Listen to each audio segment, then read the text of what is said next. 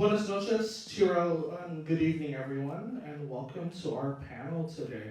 It is truly an honor to be here and surrounded by so many stories in this room, both here with our panelists in person, online, and also with all of you.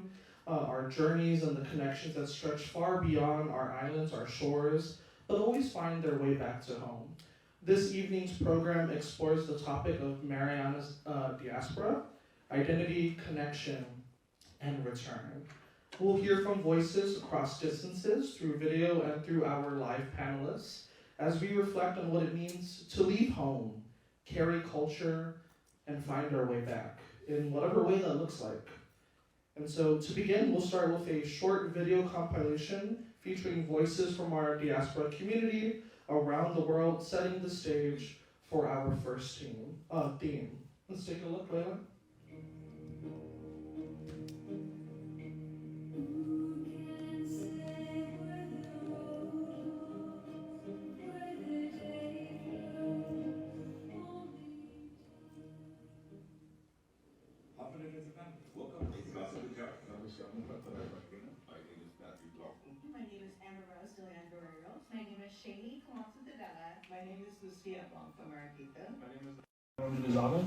And I'm Winona Mariquita Lozana.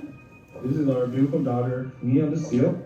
In Oreskin, Michigan, si Felipe Mendiola State. In Angelo si Felicia Borja Paxton, Gini Island Pinians.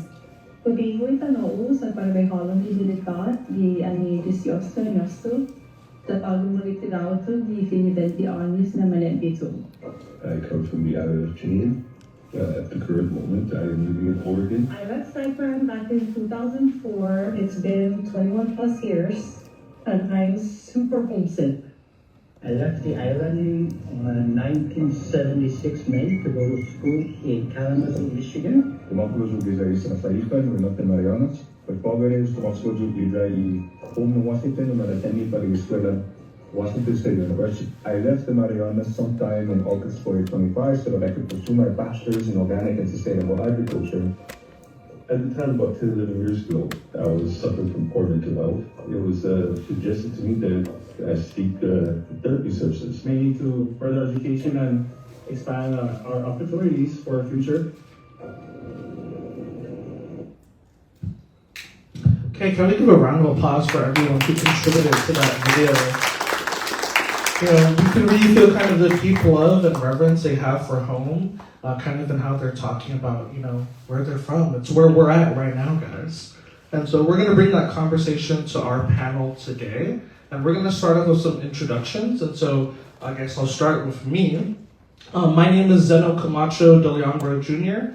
I'm a proud son of the Marianas, technically born in Hawaii, but I was raised here for all of my life, really, in the village of San Roque, Taiki North, for anyone from the north, if you know where that's at, yeah. And I'm currently the vice principal of Mount Carmel School, and I'm deeply invested in advocating for our indigenous sovereignty, environmental justice, democracy, and I'm really just concerned, but also I have a deep love for our islands and the future of our islands. And so I really want to work to empower our youth. Some of them are here because, you know, some people see people my age as the next generation. The next generation is just a stone's throw away right over there. And so we got to pave it forward. I will be your moderator tonight. I'm a bit under the weather. I'm chewing on a cough drop, so please excuse me. But I'll be facilitating our conversation this evening. Present with me on stage are our two in-person panelists who were in the diaspora but have now recently returned back home to the Marianas. And so let me introduce, and I guess I'll let everyone know. I have a little bio to read off of you, but I do want to pass it to yourself to add in any thoughts I may have missed. But specifically, we asked all of our panelists to give us their favorite food from home. So I want you to share your favorite food. My favorite food is chicken cutawin. Specifically, it has to be pica. And this is controversial. I recently found out it has to have shonga, which I know some people have some thoughts, right? And we can have a separate panel about that later if we need to.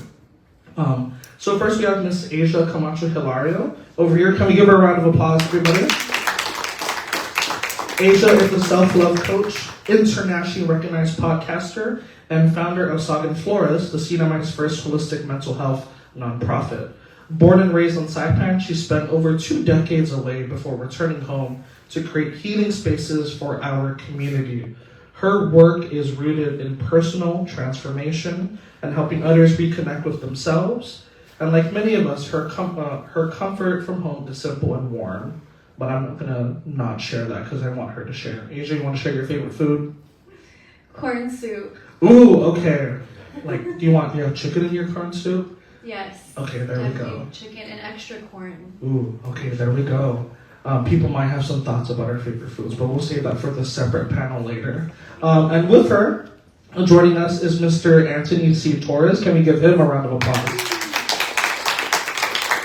Mr. Torres currently serves as the Commissioner for the Sinamai Department of Corrections. He is a leader in public safety and reform with decades of experience in corrections and federal service. He returned home after many years away to serve the Commonwealth.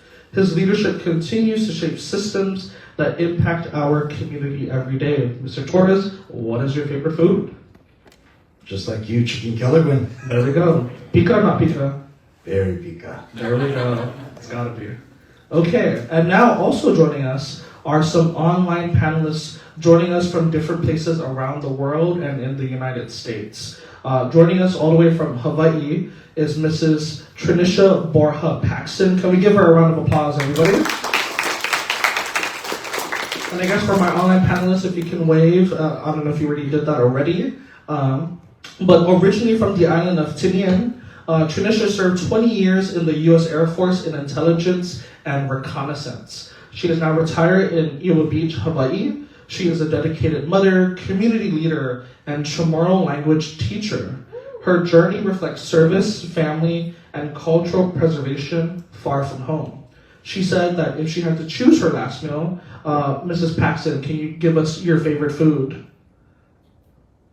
I think it would be fritada. Hey, okay.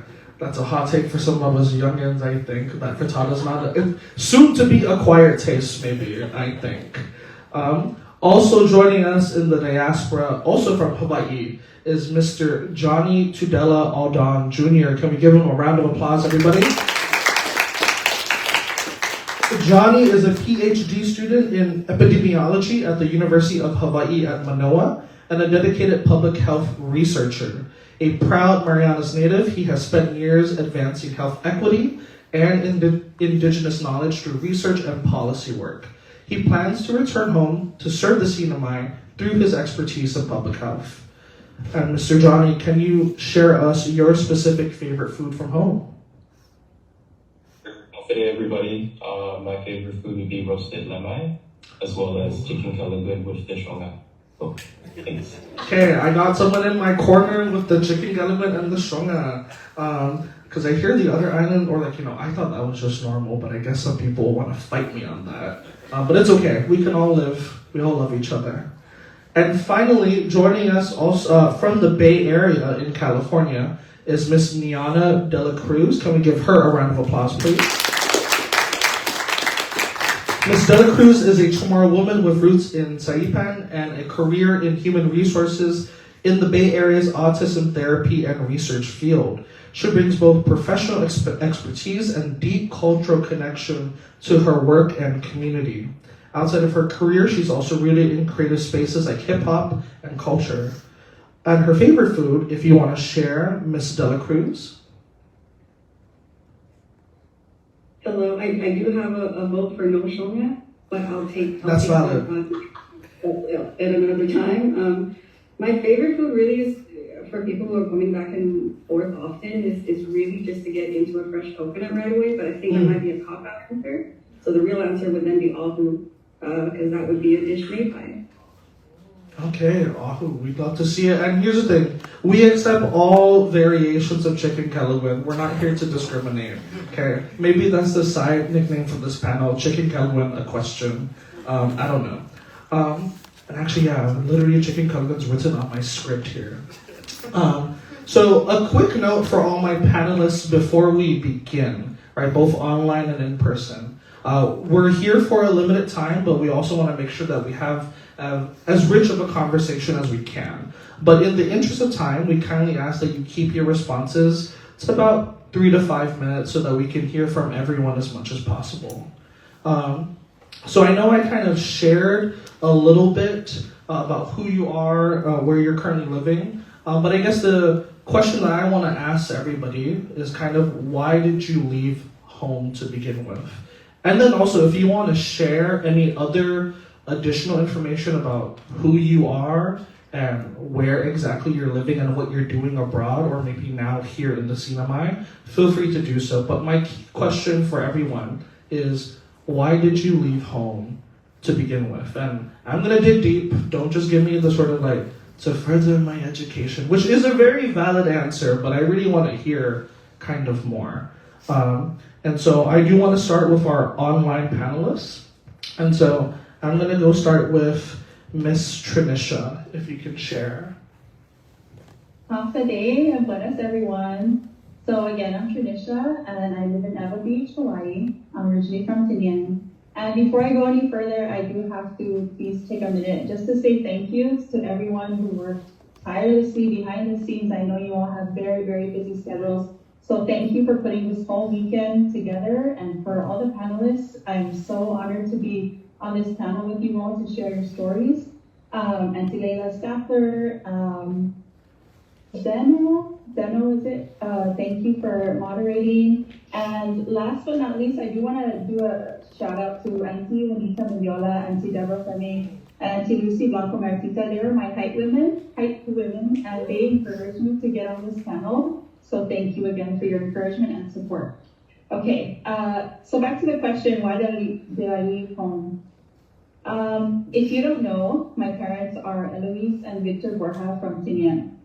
My dad was a police officer, and my mom did every job under the sun so that they could provide for us and give us all the opportunities that we had during our childhood. It was really a really amazing childhood.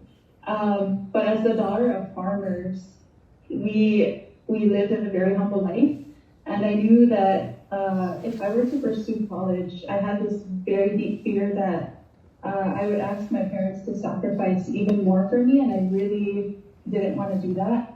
And so I decided that in order to provide for them in return and still pursue my education, I was going to join the military, and I did that 20 years ago. And it's an experience that I'm truly grateful for, although it's challenging and definitely not for everyone, and it's okay. I'm grateful for all the opportunities that has provided me and my family.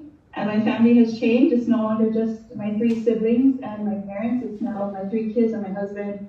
But it's still a lifestyle that we appreciate, and I'm glad to be here today, retired. Thank you. Thank you. Can we give her a round of applause, please? Thank you, Ms. Trinisha. I also, for my panelists, if it's easier, I also go by the letter Z, if that's helpful. But you got it straight right on with pronunciation, so that's a rarity with my name. For those of you who know, I often get Zeno or some other names, which I don't mind, but if it's easier, the letter Z is totally fine. I'm going to jump over to Miss Niana. Why did you leave? If you can share with us.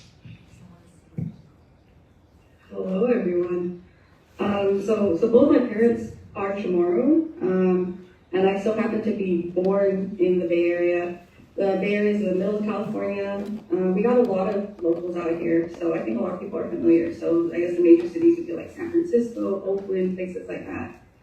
So I didn't pick it, but I love it. I just happened to be born there, here. Then I lived in Saipan through my formidable years, when the prefrontal cortex just starts figuring itself out. So, well, 13 to 19, I spent in Saipan. So the interesting way I see it is that I didn't specifically leave the islands, I just came back to the Bay. I came back for something that's very of our diaspora, and I came back for a family situation. There's something I needed to stand by, and an uncle who needed me, and problems that I needed to carry that existed here. I would say that the experience that I had of being back home was a wild one, but it would have been a wild one anywhere. I was 14 with my own personality, and I was coming of age.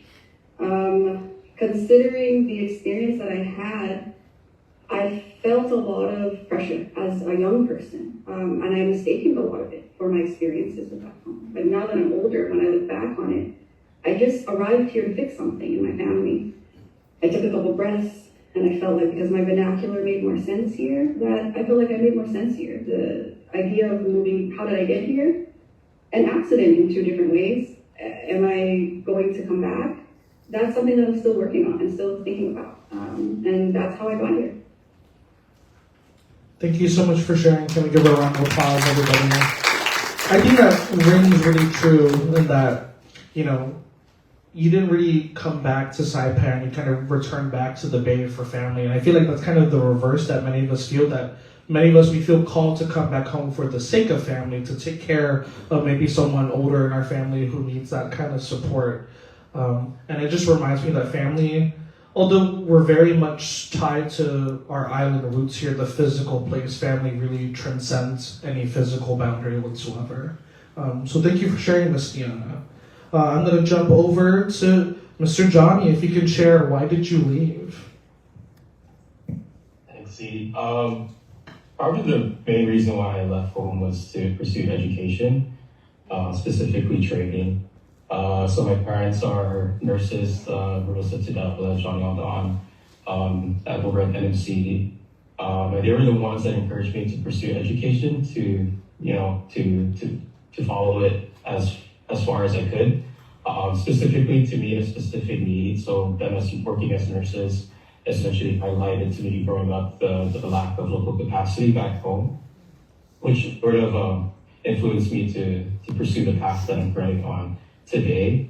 But it's been a mix of different stories that I've sort of collected over the years. Most of my time away from home has been in Hawaii, but I lived in the mainland for about 4 years pursuing additional education as well as working there as well.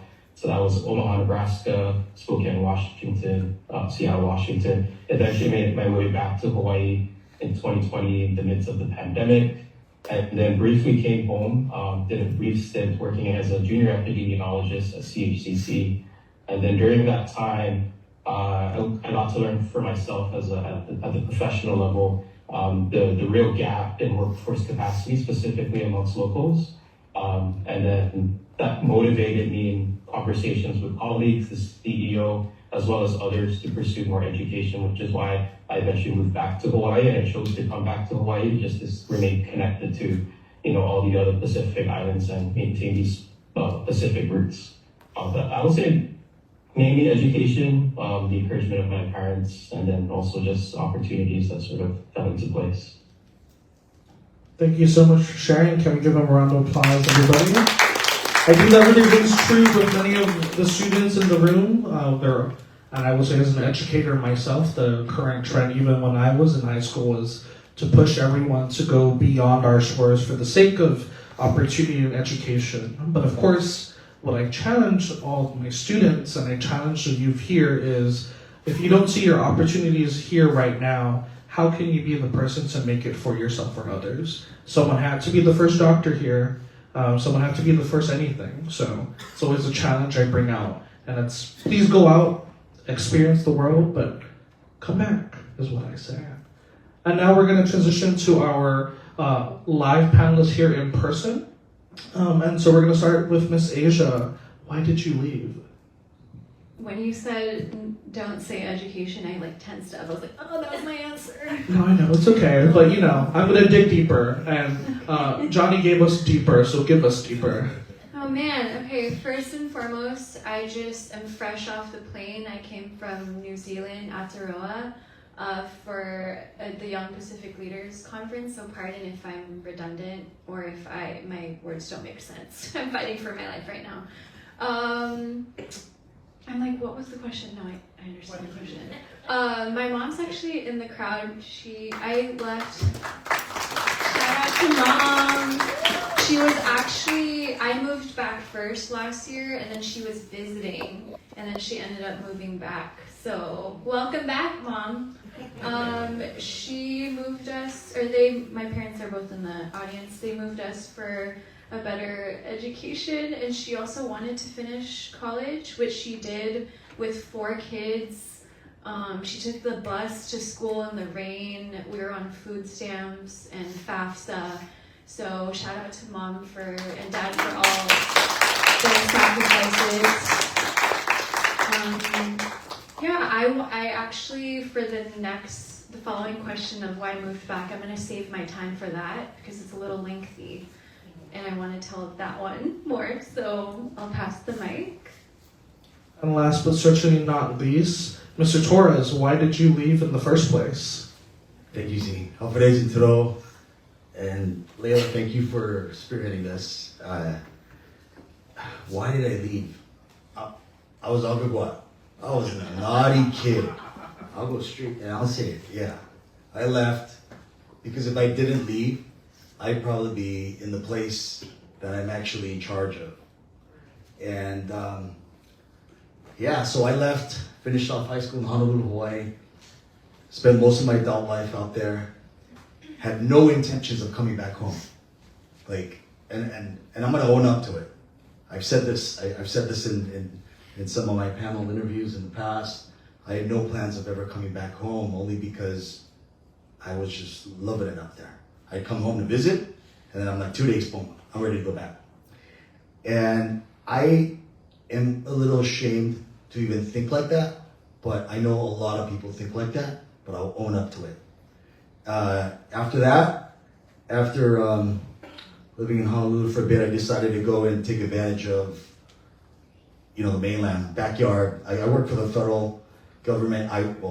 Retired from the Department of Justice. I took a big promotion out in Tucson, Arizona. I was only supposed to be there for a couple of years and then roll out to another state and then make my way back to Honolulu. But then I ended up growing roots out there. Met my wife, and we came out to visit in the summer of 2021, the end of COVID, 5 days quarantine, all that. In the second week that we were out here, I was at lunch with my wife, and I said, we're moving back home. And she thought I was being impulsive. She was like, oh, okay, yeah. Went back to Tucson for about a whole year. I couldn't shake it off. Could not shake it off. We have to. That summer of 2022, she was like, you know what? Go home by yourself, figure it out, make the decision. Came back, about a week, called her up, we're coming back. And then we came back in December of 2022, uprooted my family, put our house on the rental market, all of that. Came back, and I didn't come back for the commissioner gig. A lot of people thought I did. I wasn't even aspiring to be a commissioner. Came back, and that's why a lot of people, I tell people God brought me back home to help take care of my folks, to make an impact, and to be of service. Thank you for that. Let's give a round of applause. And honestly, fun fact, I wonder if were you at Marianas Resort I was also there summer of 2021 because I was coming back from college, so maybe we were together, who knows. I was in a bungalow, where were you? And so what I really want to drive home though is, with you, Mr. Torres, is changing your mind, right? And I think that's really important in that life has its plans, and especially for those of us who are older and wiser in the room, we know very well sort of changing your mind in your life's plan. It happens way more often than you think. And so, again, I'm going to continuously speak to the youth because I do that every day in my day job. But I want everyone to kind of understand that you will have this plan in your head that you're going to go to the States or to a foreign country or do anything else outside of the CNMI, and it's going to be what you're going to do, and you're determined to do that. But guess what? Life has something else in store. And I say really welcome that with open arms. And it's going to be painful. It took you like a whole year, maybe 2 years to figure it out, Mr. Torres, right? It's not easy work. But I say embrace the challenge and kind of the discomfort because it's going to happen to all of us. That being said, we're going to move on to something even deeper now, what we carry with us. And so we're going to move into our next part of the short video from our diaspora videos and voices. So let's give it a watch. Leila? I keep the culture alive by music, food, gathering with friends and fam, sharing stories, and all the the experiences growing up back in the islands? What's the first thing you hear when you go to your auntie's houses? Coming, that part of our culture has definitely stayed with me. Most of us locals, we grew up Catholic, so I actually took the initiative to teach myself how to put on my mom's Novena Fatima. I've been doing it for 18 years. Hafa tayo mano na representa or sinelebra i kultura i sinagogu. O representa i kulturata di hafa tayo mano o konsistigi ilinalaku kada dia. Continue to strengthen my connection with the islands by practicing my language and keeping in touch with people back home. We try to speak Chamorro as much as we can. Also, teaching her the practice of firini and respecting her elders. I think that's really important, and we try and instill that. My biggest regret for being a Machorid is that I did not take the initiative to teach my kids our language. Magari na importante zango punito. Ansinya mandanya di tatafang banidosto gi entry violence and contact. Long Paraguay, mas importante zangin ka representa i kulturata angwa respeto inafa mole gwinayin sa inatawzan acceptasyon para go endigi i fundamentally kulturan sa moro. Sa kumulasi to, best endigi hinengget ko sa mapoksayo sa endigi tayo mano popoksay famabano. Okay, can we give some applause for that video? That we shared some deep themes there. And I think that's really at the heart of it, similar to how I talked about family doesn't have a physical boundary, culture doesn't either, right? We carry it with us. It roots itself down wherever we're at. It evolves, it adapts to who we are and also where we're at. And so that's kind of the key question I want to ask our panelists, both in person and online, which is, how do you keep your culture alive in this moment where you're at? And also, how do you celebrate it? Especially when you're far from home, or maybe for our in-person panelists, has there been a shift between how you appreciate or celebrate Chamorro culture when you were out there versus now that you've transitioned back home? If there has been any shift in your approach to that, or any kind of feelings or difficulties, or just talk about it, right? Does my question make sense to you too? Okay, I hope so. Sometimes I can be nonsense. And so starting with our online panelists, or actually my script has to start with our in-person one, so we'll do that. I love listening to my script. So I will start with Mr. Torres, if you may. Thank you, Z. For me, it was, it's always been about respect. And, respecting our elders, not wearing our shoes in the house. I did that even in Arizona. People were like, what do you mean? I'm like, no, take your shoes off, right? It was always like that. The food, family, I think family's the number one piece. I come from I got 5 siblings. I'm the youngest. I always joke. Well, there's a running joke in the family that I'm the accident. There's an 8-year gap between myself and my older brother Ken, and everybody in the family. All my siblings speak fluent Chamorro except me, but I understand it. And I mean, my Chamorro is a little broken, but it's getting better, right, Gov? We recognize the governor here. He's in the house. Our honorable governor, Apatang. Thank you, Governor, for your attendance. And thank you so much, Mr. Torres, for the answer. And I will say, like a lot of us of this generation, we're really, and maybe Asia can also relate, we're all on our, one of my friends, Sheila Babalta, some of you might know her, we always talk about being on our language journeys, and we're all in very different spots, right? I was not taught Chamorro actively growing up, right? I did hold a little bit of resentment towards my parents, but now, especially as an adult, right, I have to remember I'm an adult now, right? What am I going to do, right, to take ownership of myself and my education, I guess, and my language, right? And that's something that we need to think about as we're moving forward as a way to celebrate and keep our culture alive. And so, Ms. Asia, if you can share, just to recap the questions, how do you keep culture alive and how do you celebrate it now, especially now that, is there a difference between when you were out there versus when you've come back home? Thank you for repeating the question. I'll get deep on this one because I like this one. So as you guys hear, I sound like a California girl, right? I lived in California for I think 23 years. And so to get deep, when I moved to America, I moved to a predominantly white school. I was one of the only brown kids with a thick Chamorro accent, really long hair.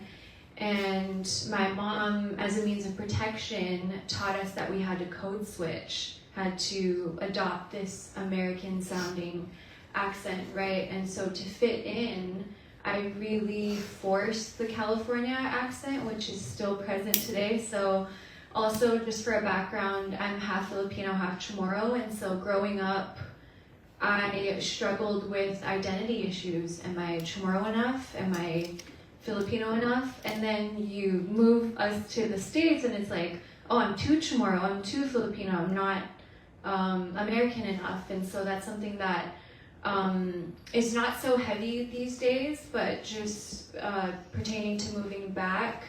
My friends always joke around, or I always joke around with them that my accent's gonna come back in 2026, just watch. And, just not shaming myself for, it really is assimilation, right? As a means of protection, to sound like this and to be around other Chamorros, I'm really catching on. But I think the biggest thing is just not to shame myself. I just came back from New Zealand last week for a Young Pacific Leaders Conference, and it was leaders all over Oceania, and they all could speak the language. And so instead of shaming myself for not speaking the language and then also being a representative of the CNMI, I was so inspired, and I was also telling them, if I ever see you guys next year, my accent is back, this Cali accent is gone.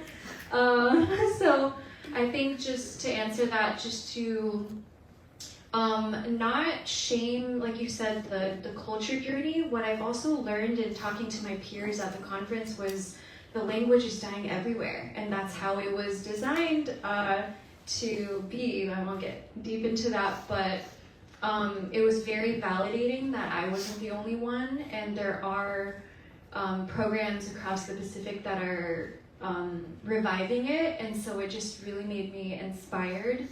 And then also another thing to keep the culture and culture alive is to celebrate artists. This is Shannon Sasimoto's shirt. I was also wearing Saku Bloom. She's a local Mar artist.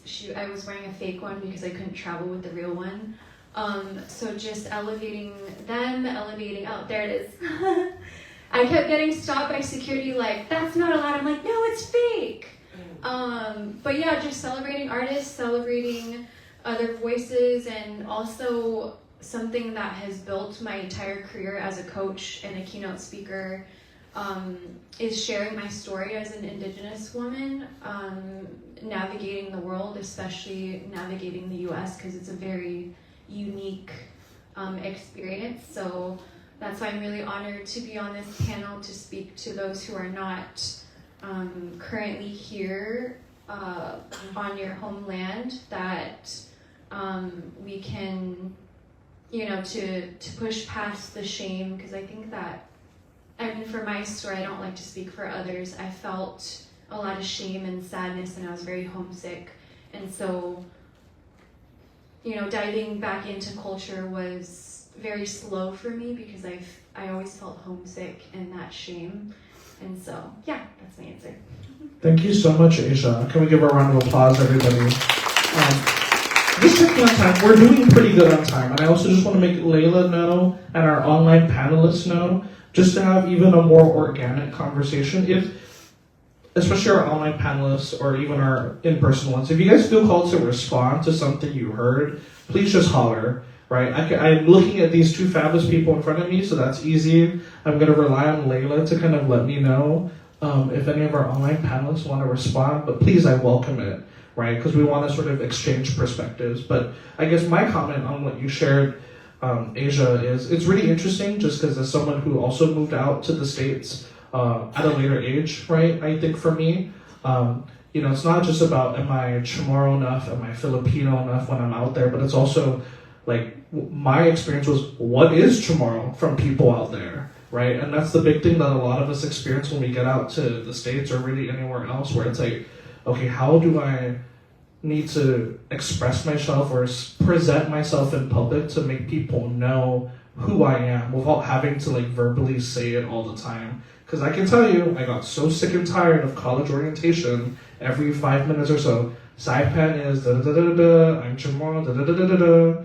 It was really tiring. And then the last other thing I want to comment is, especially with our creators now, and shout out to Shannon Sasimoto. We were classmates at Mount Carmel, class of 2017. Shout out. She's the owner of Kenyana and Gwinifi, if I'm not mistaken. If I butchered that, my Chamorro is not great, guys. It's not great. But Valley of Dreams, I think, is what it translates to. Great brand. Please support her. She's a great designer. One of her tidbits is that she includes the outline of all the islands in her pattern. So if Asia, can you identify? No, too far. It's okay.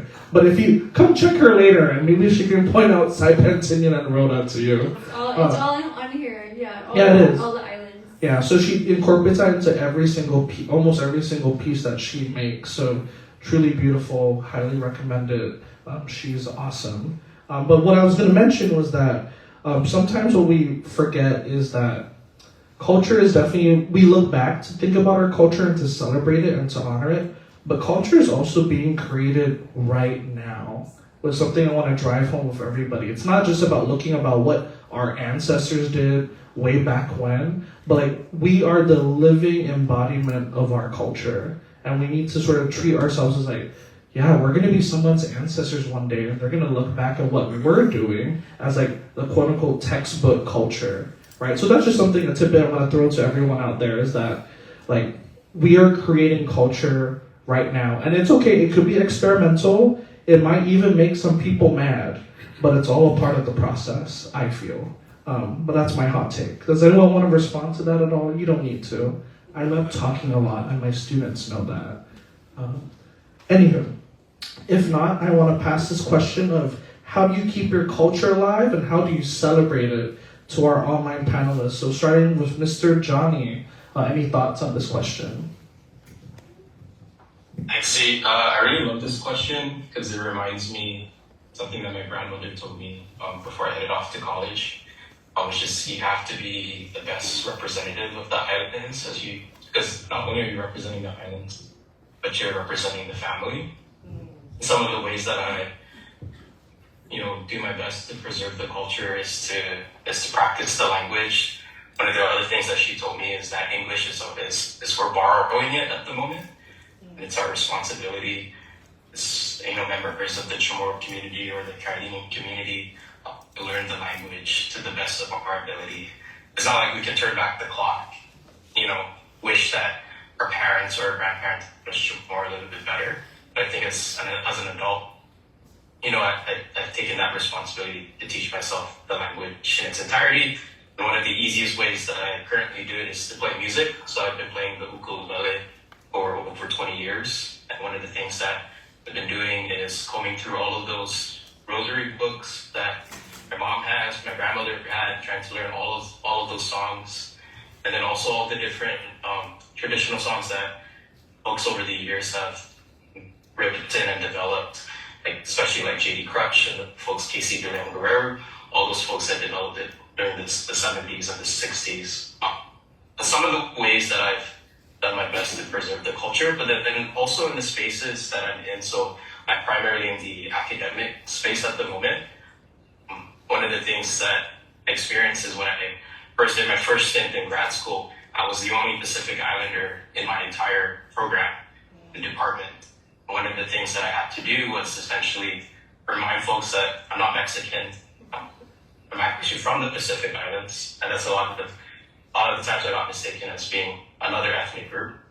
But sort of like take it on the chin, and take it as like a teaching moment and teach others about islands, where we're from, cultural background, and what we have to offer to the world, and the impact that we hope to be for everyone in the Pacific. And then in addition to that, in the spaces that I'm currently in now, especially amongst other Pacific vendors, especially amongst the beautiful Hawaiians, the Samoans, I do my best to represent the scene in those spaces too by sharing what we do, whether it's similarities or differences. One of the ways that I try my best to represent the scene in my ethnic. In addition to being Chamorro, I'm also Panamanian. Unfortunately, I'm not too familiar with the different protocols and language on my father's side, but that's, again, my personal responsibility to do my best to learn that side as well. That's the next one. Thanks. Awesome. Thank you so much for sharing. Can we give a round of applause again for Mr. Johnny? And I like that. You take it as a personal responsibility, especially because we're representing, our family. I've been told that as well. But also thinking when we're representing our broader CNMI family. I also relate. I've been mistaken, especially with De Leon Guerrero as the last name. First thoughts, you're Mexican, right? And if not that, you're Filipino. And I'm like, not right. I'm not mad about it, but no, not exactly right. And I will say the one little thing is we're getting more modern. I've been to a couple of rosaries where the Tetsas are using their phone for their Lisazo book. And so I'm very impressed. And for me personally, that's how I'm learning right now. I have a digital e-copy of the Lisazo on my phone, and I'm using that every rosary I'm going to, even though I get scolded by some of my aunties, like, why are you on your phone? I'm like, it's here. Read, right? I'm reciting with you, okay, to learn the language. And so I'm enjoying seeing the ways that we're trying to keep our culture intact even in the 21st century in our day and age. And now I want to pass off this question to Miss Niana, if you want to comment.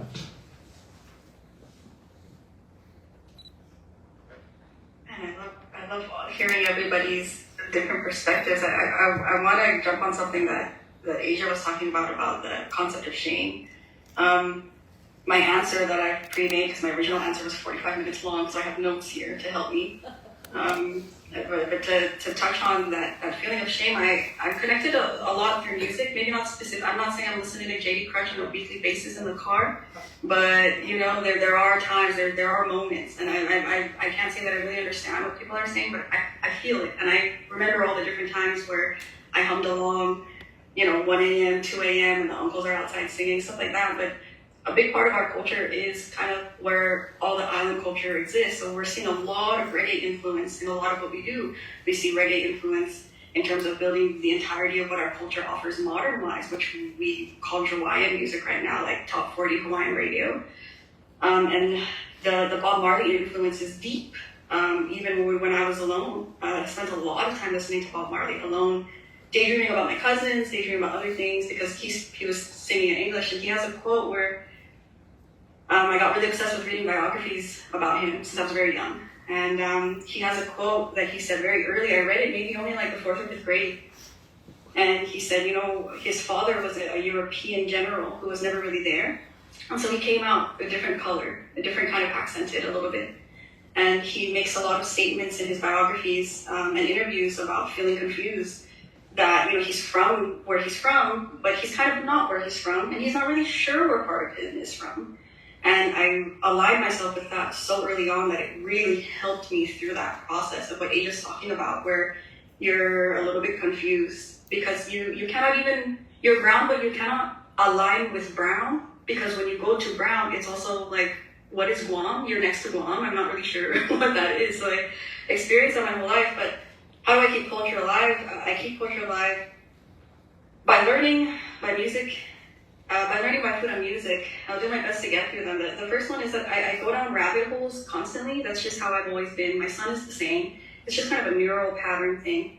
And so without no rhyme or reason, I'm just always studying since very young.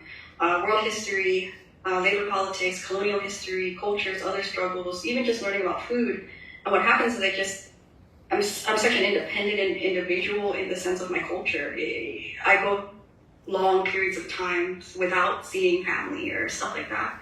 And I just dive into learning everything. And I'll be learning one whole rabbit hole only to realize, wait, okay, well, is the covenant gonna work later? Like, okay, now I'm right back in this idea. Or I understand why my grandma told me to stop asking questions so much at that moment. I see it in this writing of a European, from 19 something. I see it. So learning about the world is what brings me back to the CNMI because it's special. It's very special. A lot of people have a lot of arguments about what is indigenous land, what is belonging, we're all trying to figure out belonging. And the CNMI has a very different shot than what I see in America, as well as the rest of the world. The second is food is very simple. I was raised on the K through 12 diet here, but my mom cooks a lot of local food at home. I can go, 12, 13 days eating meatloaf, In-N-Out, Chipotle, Mediterranean food, but at some point, it's gonna hit, and I'm gonna need to buy 10 coconuts just to get 3 good ones because the other ones are rotten. Or I'm standing at the Asian store talking to a Filipino girl about which rainbow one has the clearest eyes because I need to fry a fish. Once in a while I visit it with food, but the third one, the most important one to me, has to be music. And it's not, going back to the thing I said about J.D. Crutch, it's not like I'm listening to Tahitian drums in the morning for the spirit of the islands or something, but I understand from the time that I spent there, and I still feel like I have a good grip on it, what works for our islands and what doesn't. It's also because I learned how to be a DJ there. So everything I learned about being a DJ in the Bay Area, it wasn't specifically gonna work. And what's classic for us is very different than what's classic for the rest of the world. So Red Wine is an 80s throwback. If I play that here, people reminisce about high school in the 80s. You play Red Wine where I'm from, it's a signal. So it's different. And my favorite representation of getting to carry my culture with me is because I've spent a long time and still dibble and dabble a bit in rap culture here in the Bay Area.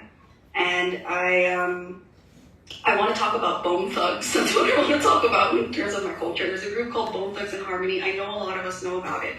And it's a rite of passage for our people. Why? I have no idea how. But when you get to middle school or high school, it's your turn to ask you and your friends or you and your cousins, so you think you're more like Crazy Bone or you think you're more like Lazy Bone? And we see that I've worked in rap music for a while, so if I may be boastful, I have met a lot of people that it confuses me. How did I get into this room with these people? And my mom's from Saipan, my dad's from Saipan, how? And the conversation is beautiful because the first time that the CNMI really tries to get its fingers into what rap music calls the game, we see it happen with the lot. Now this is a story for the people and the family around the lot to tell, but it is important to know that when the lot starts to enter the United States, it enters through Bone Thugs. It's a hand from Bone Thugs that reaches out and pulls them in and says, how do you want to record? What do you want to do? And throughout my career, I end up in corners where I have to explain where I'm from because they can't figure it out. And rap music, as modern and as global as it is, I'm from one of the original places that really forms it. And that means that there's some interconnections that people want to know. Where are you from? What connection do you have? How'd you get here? And when I explain that, they have questions. And I say, my people love Bone Thugs. And they go, what? Wait, I haven't heard Bone Thugs in a while. I go, no, you don't understand. Where I'm from, we know Bone Thugs. And I think the interesting thing about it is that there's no rhyme or reason. And I know that I'm going to curve a little bit here, but I know that our islands are small. But you just have to want it bad enough. You can find yourself in rooms with so many people that you really didn't think you could, and your tiny story is just as important to them, and they're craving it. People want to hear our story. It's just they need our hands when we go through the conversation again about we're from Guam, and usually it's awesome. So I carry my culture and my food, my conversations that I have with music, and the fact that everywhere I turn is something new to learn about where I'm from based on history. Thank you so much, Miss Yana. Can we give her a round of applause, everybody? I deeply relate to that. I openly self-identify as a full-on nerd to my students, so you going down rabbit holes for information is truly, I feel that on a spiritual level. But I think the tidbit that I want to really settle with is, when you go out into the world, the broader world, hopefully, of course, there's things to enjoy out there, but hopefully it cultivates a deeper appreciation for what we have here. And I can say very confidently for myself and my many journeys in college and beyond to other places, all my travels have always confirmed to me that this is the place where I want to be, I need to be, and I should be. And so I hope that can also be shared across other people as well, that you gain a deeper appreciation for home by being elsewhere. With that being said, we're going to move on to our last online panelist, Miss Trinisha. And just to recap on the questions, it is, how do you keep your culture alive and how do you celebrate it, especially when you're far from home? So there are definitely the subtle ways, like I'm sure a lot of us have the seal hanging from our rear view mirror or the Hafa sticker in the back of our cars. I have those for sure. And we tend to find each other no matter where we are, whether we're in Germany or Japan or the United States, we find ourselves Chamorros, we tend to flock together. So I surround myself with Chamorros, and so that my kids can hear how we speak and what we, eat what we eat and experience it in that way. But absolutely what Asia and Liana said, I just want to share something with my military experience. There were times in my career where my decisions were life or death, and I would be afraid to be the voice of the decision because I wasn't sure that I would be trusted with this versus with somebody else who was more, American or grew up in the States, if the words came out of their mouth, even though I knew I was the subject matter expert. And then it wasn't until, you get older and wiser and you realize that there are scholars and there are people in every space in the world, Ivy League students that come out of the Marianas. There are representatives in Congress. There's in every space that we want to be, there will be a Chamorro or, person of the Mariana Islands, Marianas descent. And we have to be proud of that, and I didn't learn it until later, and I wish I didn't have to hide myself and my broken accent sometimes. But it wasn't until my son came to me when he had a middle school project. And because of our military life, I wanted to teach my kids how to adapt to the environment and the cultures that we were in, like when we lived in Japan or when we lived in different states around contiguous United States. But it wasn't until he came to me and he said, why did you not, who am I what is a Chamorro? Why did you never teach me the language? And when I was growing up, my grandpa, you said Intik Pangilinan, he did not allow us to speak English around him. And it was very frustrating because my parents would teach us Chamorro, and whether we were saying it correctly or not, we sounded wrong. But as long as we were saying it and attempting to speak the language around him, it was enough. And I start to do that with my kids, and it's very frustrating because we don't understand each other and they start to not want to learn the language. But at this point, they don't have a choice. And, I'm going to pull out my phone. This is Google Maps, and you can just zoom in all the way until you find the Mariana Islands. There's no excuse now with all the technology that we have and all the social media presence and everyone who's wanting to share the language and the culture, go out there and find it. And that's how we need to celebrate one another. And I just want to challenge each other because sometimes we're our own worst enemies. We make fun of each other when we don't, just amongst our own islands, down to Guam, we make fun of each other when we don't say the words correctly. And even now in today's cultural environment, our words are evolving. Just like you said, Zeno, our culture is evolving today. So I think we need to come back as a unit, as a one Marianas, and just be open to hearing correction, be open to learning and asking questions amongst each other, with each other, having conversations again about what is being a Chamorro like in the Bay Area versus in Germany versus in Japan. How can we bring what we've learned back home?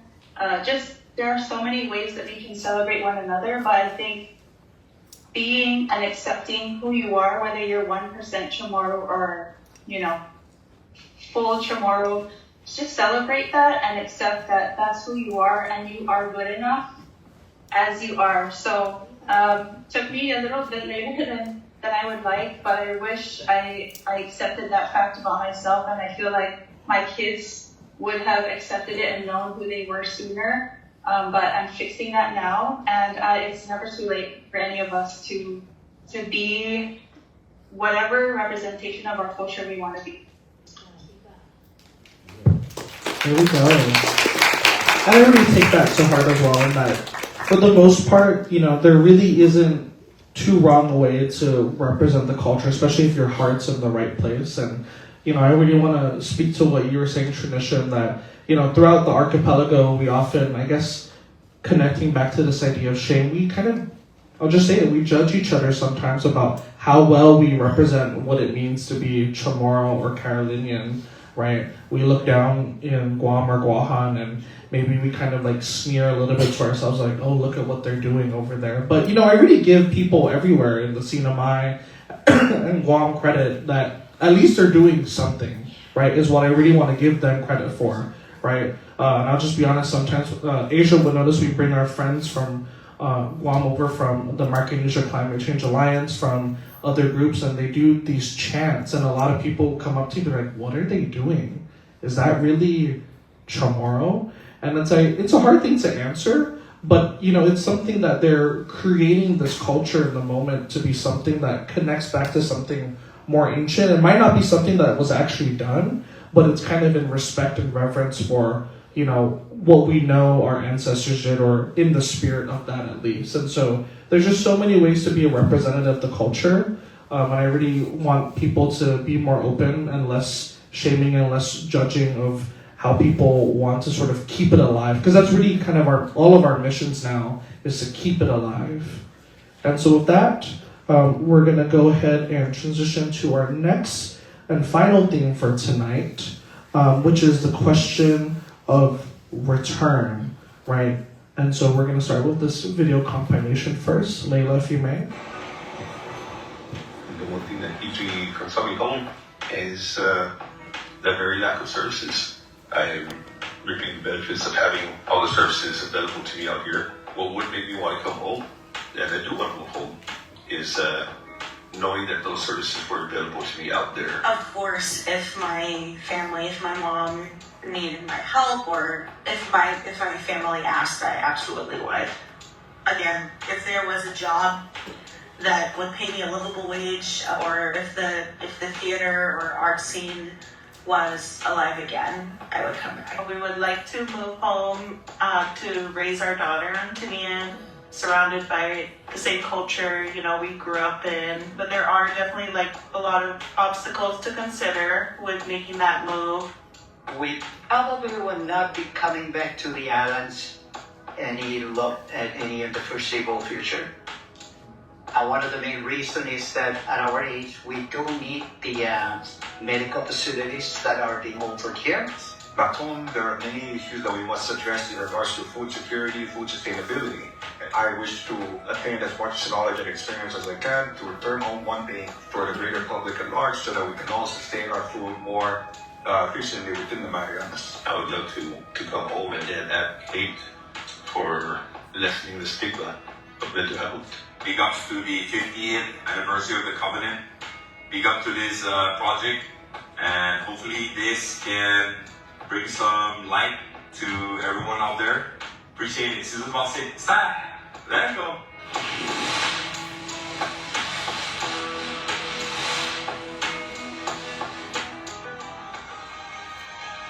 And thank you so much, Leila, for producing this video and getting all those comments. Yes, give the video contributors and Ms. Leila a round of applause. Always coming back over here. And again, everyone has their reasons, and we're going to be talking with our panelists about their reasons. And that's maybe at the heart of why you came here this evening. And it'll get deeply personal, perhaps. But I really ask just everyone to, listen with an open mind. Because again, we're all on our journeys, and life really just comes at us. And so again, our question is, of return. It's very complex, very personal.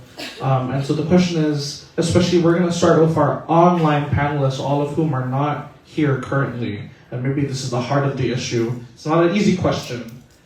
Do you plan to return to the Marianas? Why or why not? And what do you hope for in terms of the future of the CNMI? And I will start with Niana.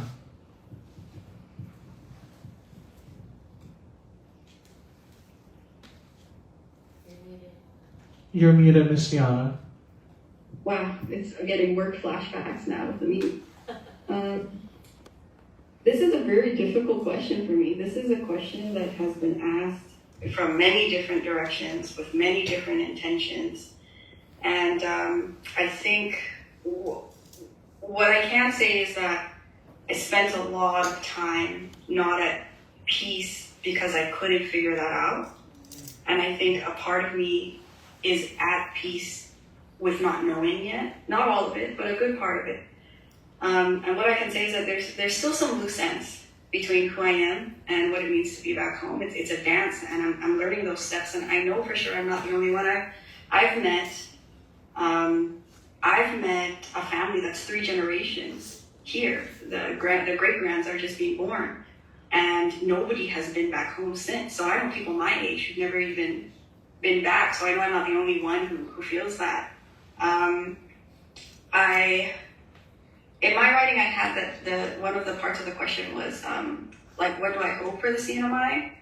And to segue, I think between some of that is, do I want to be home? I do. Do I have, I heard a statement about livable wage.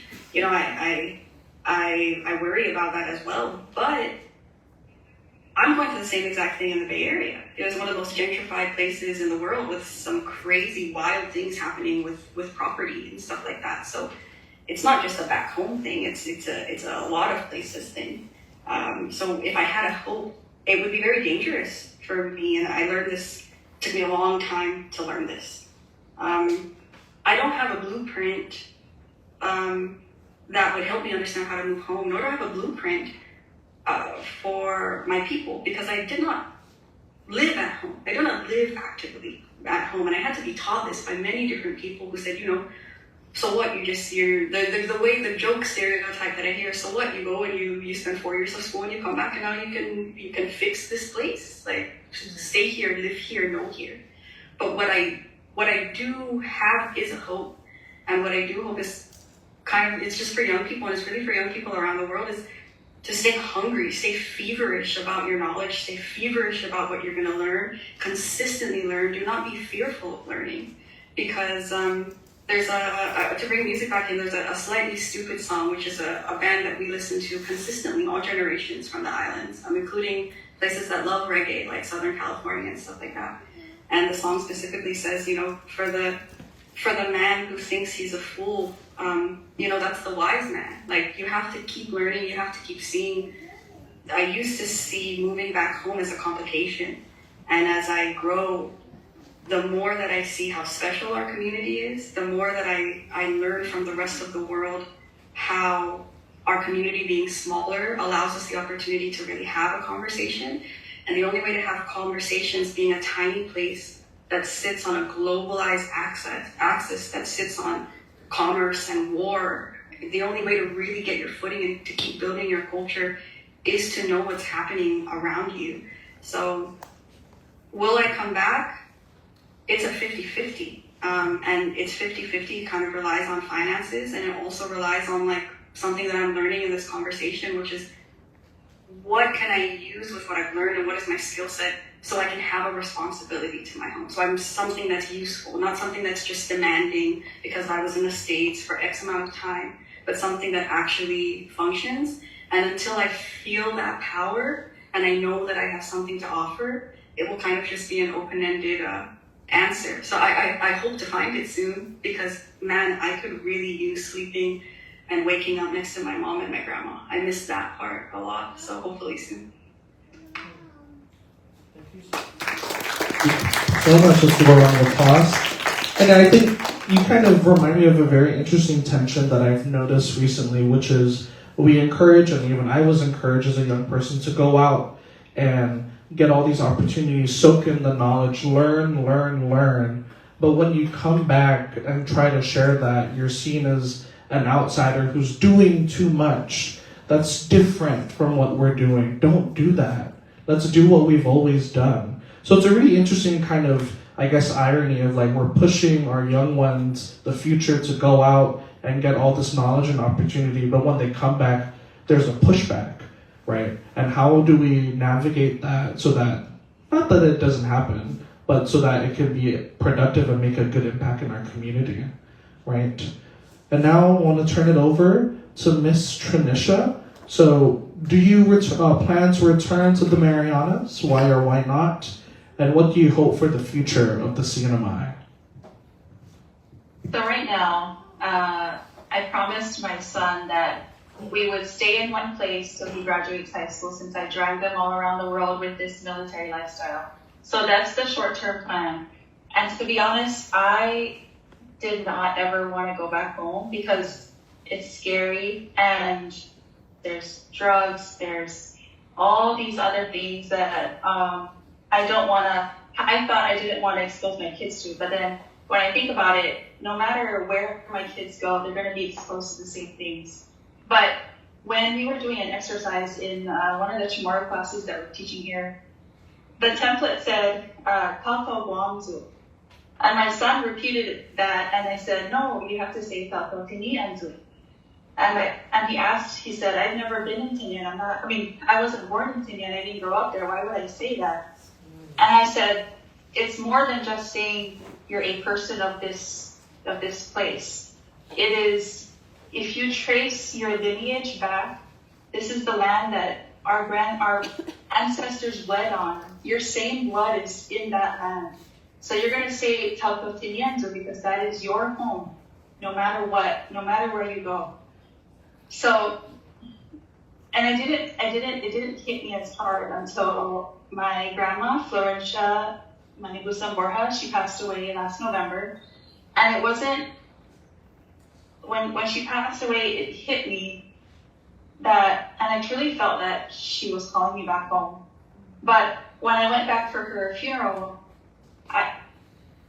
there's so much bad, but there's so much more good. It reminded me that the family, when they come to the house with all their food, and everybody's ready to celebrate everything and nothing at the same time. And we go to the beach for no reason. We pray the rosary and we're all eating all the time. It might be bad for the diabetes, but at the same time, there's so much good in being back home. And then when we bring all the things that we've learned, like I said, people might hate me for saying this, but there are people who work in the same positions back home and have been there for like decades. And I challenge those same people to turn to the younger generation and have a conversation with them and ask them questions about, what do you think this position should look like? Am I serving you in this role that I've been in for 30 years? What do you feel like your family is gaining or losing for me being in this position? And I'm sorry, I know I might hurt some feelings by saying that, but I really do want to go home. And I didn't feel that longing until I went back last November. But since my grandma passed, so much has, I feel like, disappeared with her. And I feel like it's my mission now to kind of reinvigorate whatever I feel like is missing. So hopefully, I pray that I can go back home and contribute in any way that I can. And until then, find me on social media or through email or call me. But yeah, that's the ultimate goal for me. Thank you, Mr. Nisha. Yes, let's give a round of applause. And yeah, I will affirm what you mentioned where, yeah, I think I've heard a lot of people mention the same comment of being critical of people who have been occupying different leadership positions or other parts of our society and just wanting, I think maybe it's just a young gen kind of thing to question the status quo. And that's just part of how society works. But I really encourage, again, maybe leaning into our culture of reciprocity. There is both something to be gained by listening to our elders, but I think at the same point, there's something to be gained by listening to the younger generation.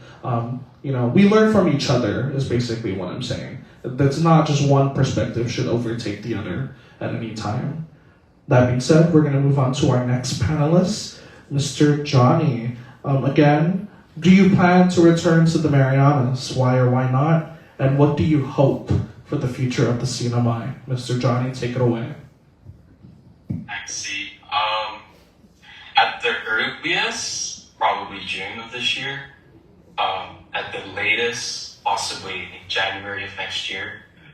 The reason why I say that is I owe a few people a favor, which is they let me go to school, and the deal was to come back.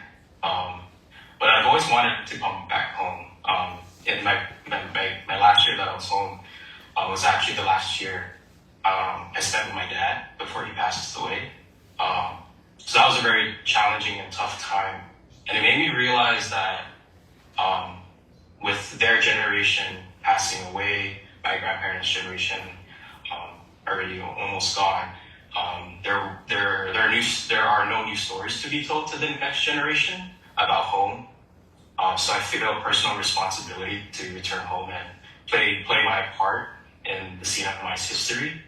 The CNMI invested money and time and resources in me to essentially get an education, get training, and come back and see where I could potentially fit in. But just like everyone else that leaves home, coming back is always the difficult decision. Specifically, is there going to be a job for me? Is there going to be a livable wage? Are there any markets other than working for the tourism sector or for the central government? Those are a lot of questions that kind of crossed my mind when I was an undergrad student and then a grad student, and then before even coming back home for that small 1 year. But the intent is eventually to come back a lot sooner rather than later.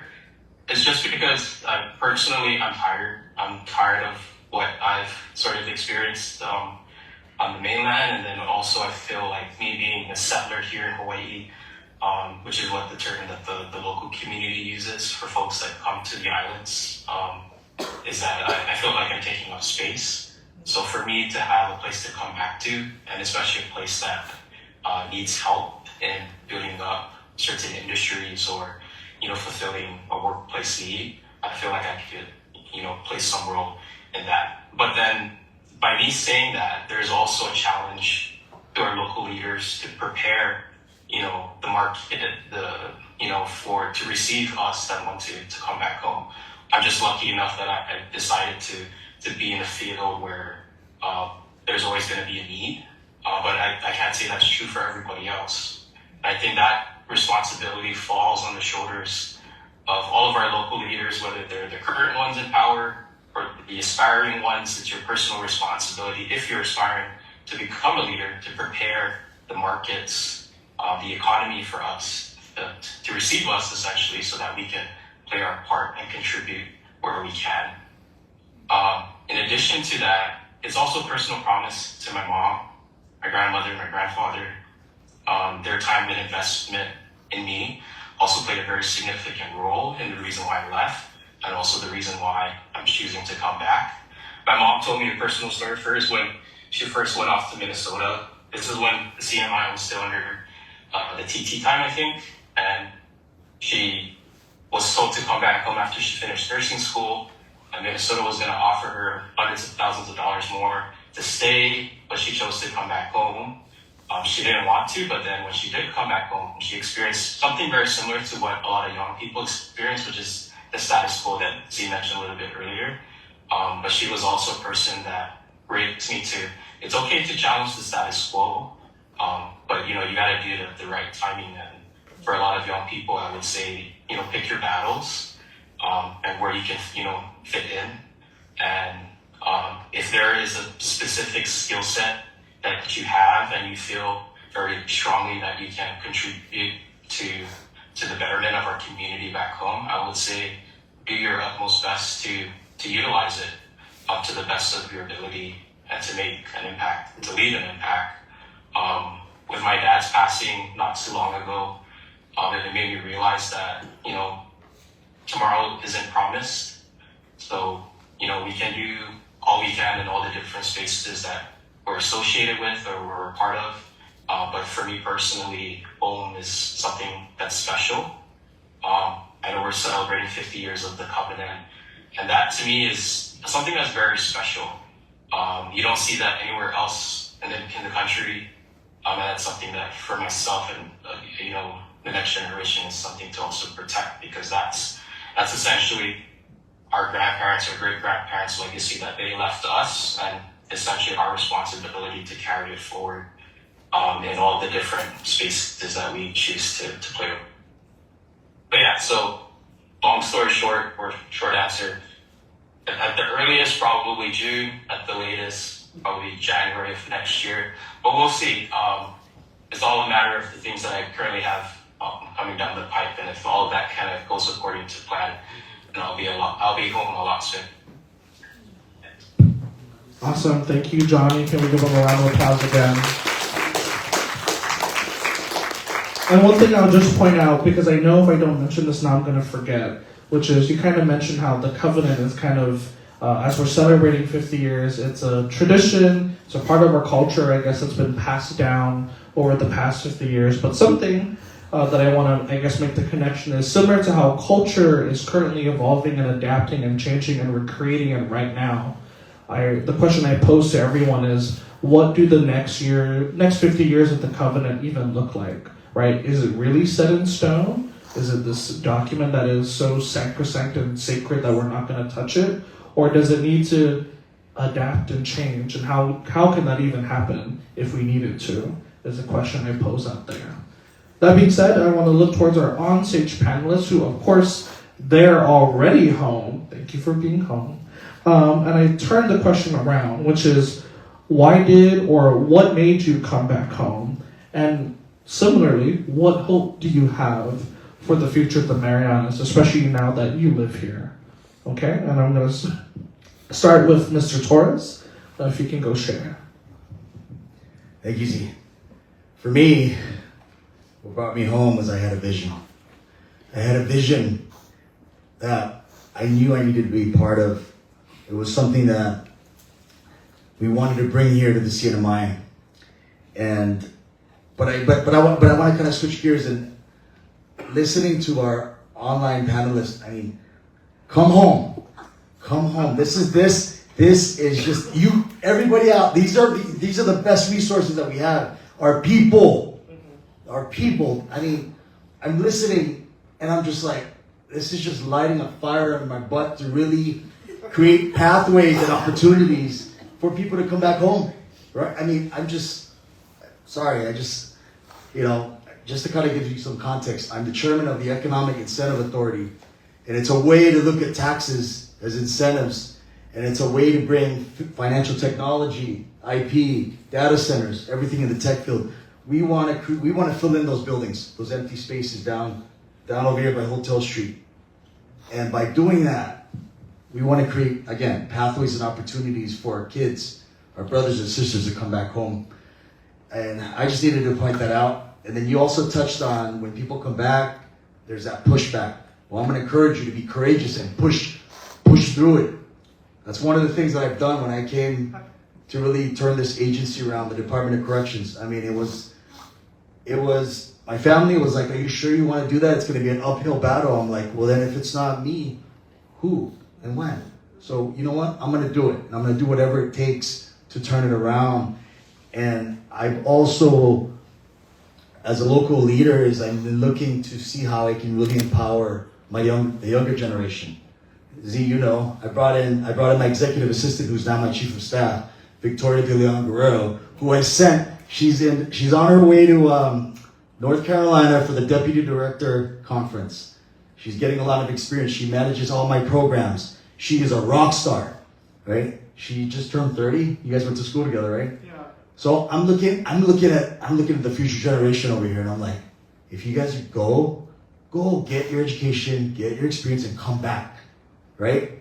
Because I said this in the economic forum at the Chamber of Commerce. Leila was there. I was like, you know what? It starts with us. We need to start reframing how we talk to our kids. Not this, go, because there's nothing here. There's nothing here. Go to the States, go to Hawaii, get your education and work there. Don't come back.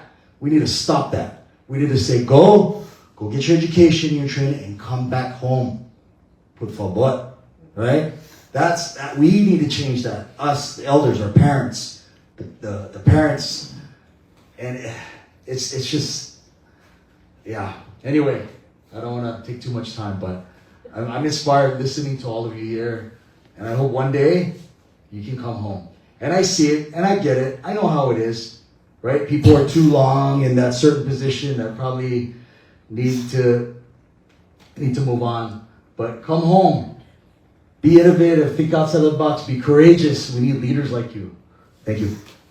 Thank you so much, Mr. Torres. And yeah, I really want to hammer on, like, if they push back harder is really what could happen as well. But really, I want to heed the advice of Johnny, which is pick your battles. As someone who came back to my alma mater to get back, and I'll maybe share more about why I came back later, but I wanted to change everything.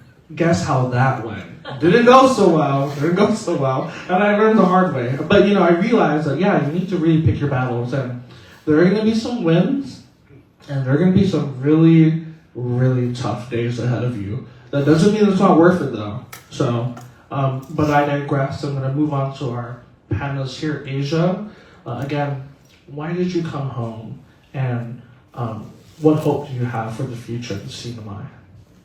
Thank you. This is actually my favorite story to tell, not just on the island, but just anyone who's willing to listen, because I just want to preface that I work for myself, and it's really a privilege. And so moving back, I didn't have to take a pay cut. My clients are international, so I'm very, very blessed to be able to say that. And so the little details that I'm gonna sprinkle as I set this story up, it's relevant, I promise.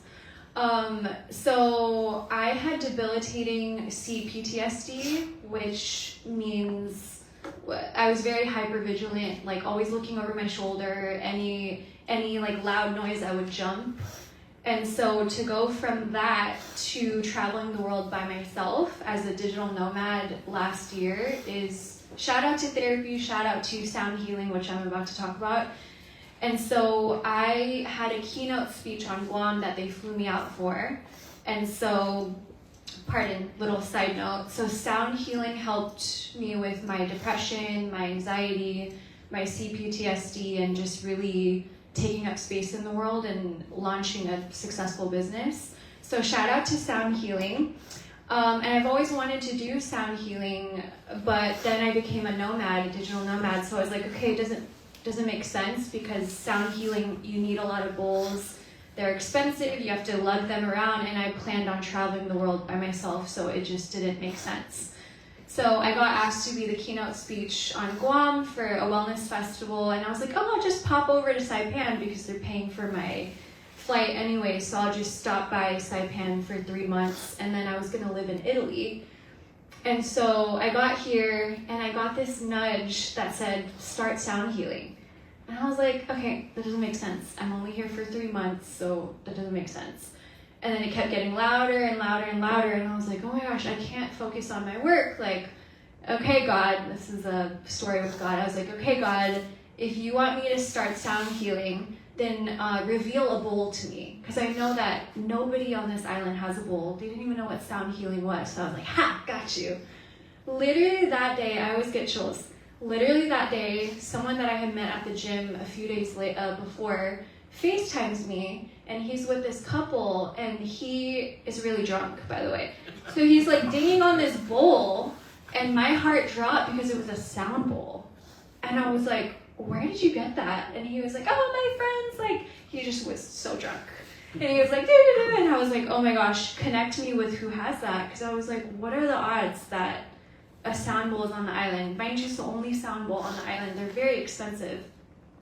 And so part of it didn't make sense to me, because if I were to order sound bowls, it would have taken a month to get here. I'm only here for 3 months, right? And so I was like, okay, that was clearly a message from God to start sound healing here. So in my mind, I was like, I'm leaving to Italy. Let's get it poppin'. Let's start Saipan Sound Healing. So I launched Saipan Sound Healing maybe that week.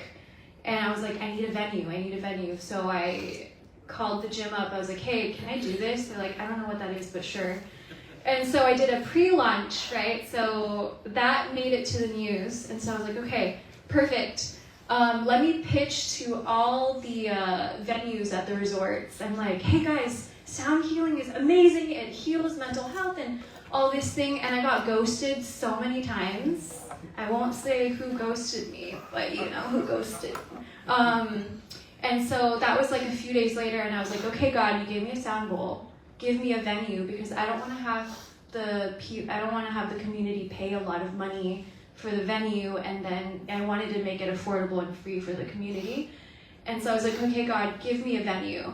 That same day, Aqua called me, and Aqua was like, hey, we saw you in the paper. Can we do this deal where you provide sound healing for our hotel guests in exchange for, you don't have to pay us, right? And so I was like, oh my gosh, perfect. And then it just dawned on me that my parents, who are in the audience, they met at Aqua like 40 years ago. So like, what are the odds, right? So I was like, okay, let's get it poppin'. I'm just gonna do sound healing for the community for as long as I can, and then I'm gonna leave. So then I started doing sound healing sessions, Taipan sound healing, by the way. And people were telling me so many, like, it brought me tears every time, because they were just like, I spoke up at work when something was unfair. I spoke to my partner and all these, I slept better. I didn't have social anxiety when I went into this test, like all these things. And I was like, wow, like, I don't want to leave. Because side note, my number one dream in the world was to launch a nonprofit back home.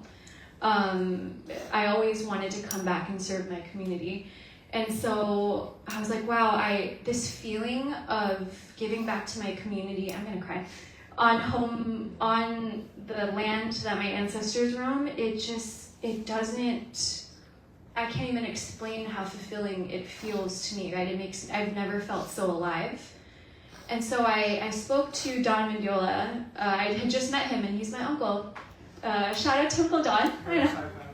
Very Saipan, my grandma's Mendiola. But anyways, to wrap it, is I was like, it doesn't make sense to me, because I finally mustered up the courage to travel the world. Because like I told you guys, I was super scared of the world. So I was like, I finally gained courage to travel the world, and I can live anywhere in the world because I work from my laptop. It doesn't make sense that I would stop my nomad journey when I just started, because I lived in Costa Rica, and then I was like bouncing around. And this is what he said to me. He said, people travel and search the world for the feeling that you get at home, so why would you keep looking? And I was like, oh. And then I launched my nonprofit a few days later. I did. I launched Sagan Flores, which is a holistic mental health nonprofit, and I'm here forever, and I could be anywhere in the world, and I want to be here serving my people in the community. And so yeah, that's my favorite story to tell. Thank you, Asia. Can we give her a round of applause?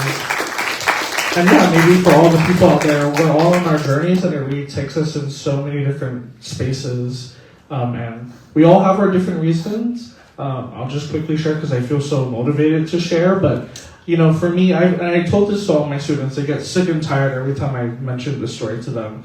But the one commitment I made to myself as I was graduating high school and leaving to the States was that if I had a choice, if God gave me a choice as to where I would die and pass away, if I had a choice, it would be here in Saipan. I don't care what happens in between. I could be anywhere else, but somehow, some way, I will fight tooth and nail to get myself, I almost cursed, get myself back over here, right? You know, I could go out for education. You know, I'm thinking about law school potentially. I would like to go out, but even if that would take me out of the islands, I want to come back, right? And I don't know what the world has planned for me here at home, but that's kind of the beauty of it, the magic of it. You don't know what Saipan or Tinian or Rhoda will have planned for you. You just gotta be it. It's gonna happen, guys. Don't worry about it too much, okay? And so we are right on time, Leila, 6:30. And so I do want to open our panelists both in person and also online for any questions from our audience members. And so, do I have anyone who wants to ask our panelists about any of the topics or themes we've discussed today about culture? Oh, what's up? Oh, sorry, there we go. Leila, you're supposed to tell me if someone wants to share something. Who wants to share? Niana, please go for it. Hello, I happened to Asia's see something, contemplate something. So I'll put a big part. I think this is something that's really difficult for me to talk about because there's very few places where you can. I came super American. I'm like from the Bay, like I knew nothing else. And I think it's important what I'm going to say because there's not very many records of it, and it's one of the few things that we really know about our ancient culture. At some point in my childhood, I get the term that I use for it, even though it's a solution to it, is I'm going to say I got suffering.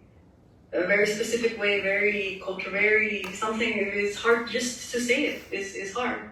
So throughout my life, I've spent a lot of time with Uncle Donald. You know, I go somewhere and learn this thing, go to this thing, meet this guy, come back, and I tell him like, hey, I learned this thing, and he'll say, yeah, okay, and I go back, come back. I'm coming back year after year, and I sit down, and this is like going back to the idea of responsibility to where you're from. Like, there's a year that I go back, and I think my cousin is here, and I rarely bring people along with me when I go back, when I need to go deal with what sits in my bloodline, And I bring TJ Manglonia with me. I think he's in the crowd, congressman. But we're younger now, We're just, he's like, hey, that's our culture. I love to see our culture. Can I come? I said, I've never brought anybody with me, but if I'm going to bring someone with me, I'm like, shoot, since Mokos, So we go, and I'm like, yeah, teach me the new thing that I'm supposed to learn now. Kodano looks at me like mid-chew, bro, and he starts laughing. Oh, I think you learned everything already. I think it's time for you to sort out what's going on in there so that you can figure out what you're going to do, because everything's just going to bring you back home. And the crazy thing was, before I left on accident, and it was one of the sections that I had with him where he was talking to me about, are you prepared to learn your culture? Are you prepared to learn some things? And I made some very crude American-style jokes. I said, so what? We're gonna walk through the forest and then we're gonna mix plants. Like, what does that mean? Being very disrespectful. And he said, you're gonna forget. And this is something that I'm gonna try to get out as quick as possible. It's hard to state it directly, right? He says, you're just gonna go and you're gonna forget that you're supposed to come back. He said, why would I forget something so important and so rare? How could I? And I get on a plane to go take care of business. I decide I'm going to live in the States. Boom! Uncle Donald shows up in my head. It's like, man, he said I was going to forget. And now I'm here.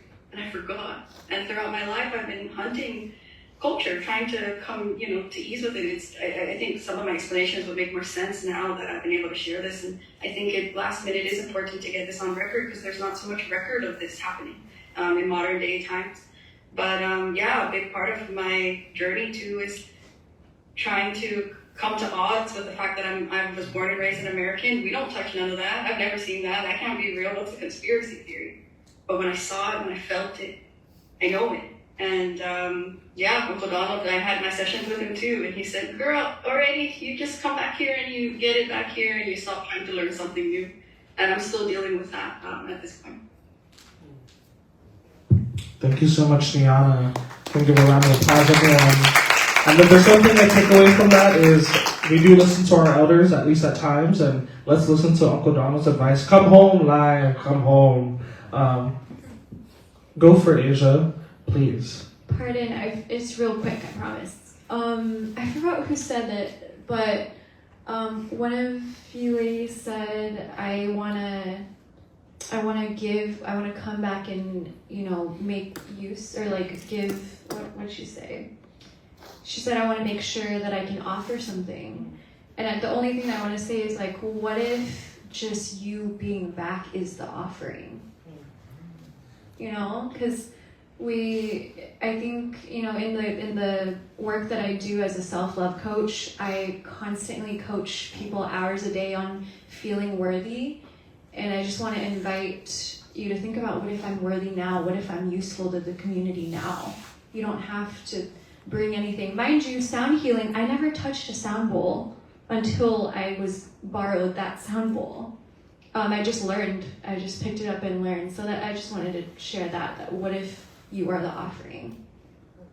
Yeah, and I guess very quickly on that, just to maybe wrap things up, is that especially for a young generation, we may get too stuck on having a concrete plan about how we're going to contribute when we come back. And again, we can relax with the plans. Plans are great, don't get me wrong, but I think all the adults can agree, usually things don't go according to plan, okay? So, it might be nice, but just live with life. Do you have something to say? Yeah. Go for it. I just wanted to add, Z, you talk about plans. I want to add to that and say, start with a vision. Start with a vision. What do you envision yourself doing X amount of years, right? And just contemplate but have a vision. And then formulate a plan. And so with that, anyone else from the online panelists have any parting thoughts? I hope we can get their contact information if they're open to that, and if anyone wants to reach out to them on a personal basis. But if there's no one else who wants to share anything at this moment, we have about 10 minutes or less for Q&A from our audience. Does anyone have any questions they want to ask our panelists? And this is where I will happily stand up because I need to move. And so this is I exercise all day today with the kids. But does anyone want to ask any questions to our panelists? Okay, here we go. Mr. Pangilinan. I don't know exactly who this is for, and I apologize. I came in at the third section of this panel, but I was curious to know, this is a question about identity. So when you're out there, outside of our shores, outside of home, you encounter the question, where are you from? And I wanted to ask, what was the kind of answer you would give when you were first out there and you were coming into your identity, and how has that evolved? What do you say now when people ask that question? Okay, maybe just for the sake of time, if you can limit the answers to maybe 2 or 3 people. Does anyone feel particularly called to respond to the question? We have Mr. Torres here in person. Anyone online? Okay, for now we'll do Mr. Torres. Go ahead. Okay, Mr. Pangilinan. Before growing up, it was Saipan. Everybody's where's Saipan? Now it's evolved to, and just to kind of give you context, I'm part of the Correctional Leaders Association, where I'm at the table with commissioners, directors, secretaries from all 50 states and 5 territories. I'm probably the only one from all the 5 territories who's always there. I've been there for 3 years.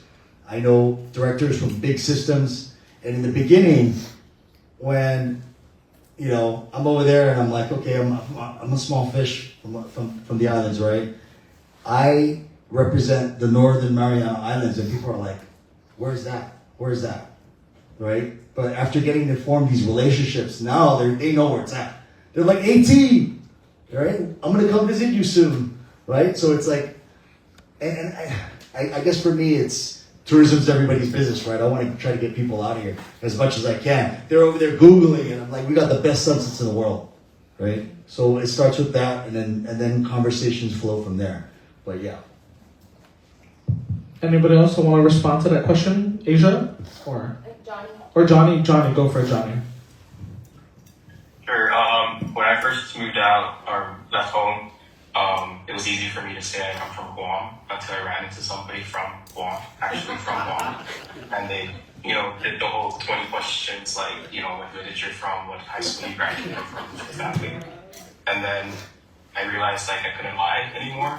And then it kind of evolved into well, how much time do you have so I could tell you where I'm from? And then it's I got all the time in the world. And then I started going explaining from Saipan, CNMI. If they didn't have any context of what that is, I would usually use Guam as a reference point and say, my island is 3 islands north of Guam. And then from there, and if you're a history buff, like where our islands played a critical role during World War II, we essentially won the war for the U.S. Because of where we are strategically. But I would say that's essentially how it started. You know, me telling a little white lie about Guam and then kind of evolving into accepting that I'm from the islands, from Saipan, and showing my pride that I'm from the CNMI. Yeah, I think that was Leo Pangilian. Thanks for the question. I really like that. Yeah, and I'll just add in, I mentioned that our island is shaped like a dinosaur chicken nugget as a fun little tidbit. So just to make it more, I guess, not digestible, but I think it's funny personally, but I digress. Any last people to respond to that question? Do I have any other audience questions? Okay, and that's okay, over there, Mr. LJ. I'll zoom it around over here. Thank you, honestly, my legs. Oh, John Gonzalez, sorry, I just assumed. Could look more cool from my side view. Jesus Masi for the learning curve tonight. Atahinehi atiatihan amaga pumupoini. And I guess I represent a generation, right? Maybe 1 or 2 after you guys. My sons are serving also. My question is, in the Coast Guard as officers, my question is, and they promise to be back, or else I will not transfer the properties to their names. In trust. For all 3 of them, for all our properties. We're celebrating 50 years. And there's been semblances of loss of hope for home. We need a better hospital. We need services, facilities. What do you expect or wish for home? And as a basis for you all, pero di mo itano, yalong tasi, zong di miram zatakti. Thank you. Okay, anyone, what do you wish for home? Anyone want to answer that question?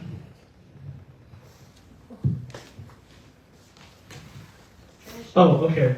Ms. Trinisha, go for it. Thank you for the question, and thank you for your service and sacrifice for your family. I think that for good and for potentially bad reasons, there's a lot of pride in our island. There's a lot of political pull and just differences and barriers because of those reasons.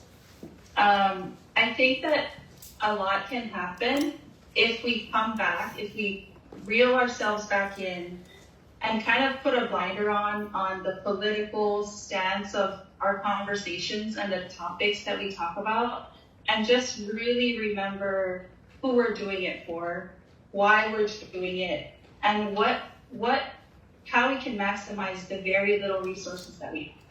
And there's we all know there's been hundreds of conversations and press, opportunities and all these forums where we get to talk and ask questions, but especially when you feel like you're far away and you can't really have an impact sometimes on the things that are happening and the conversations that are happening, I feel like even within our own circles, within our own small organizations, that sometimes can be duplicative because people don't want to talk to each other. So there's organizations doing the same exact thing back home, or resources being pulled to those multiple organizations that could be shared instead.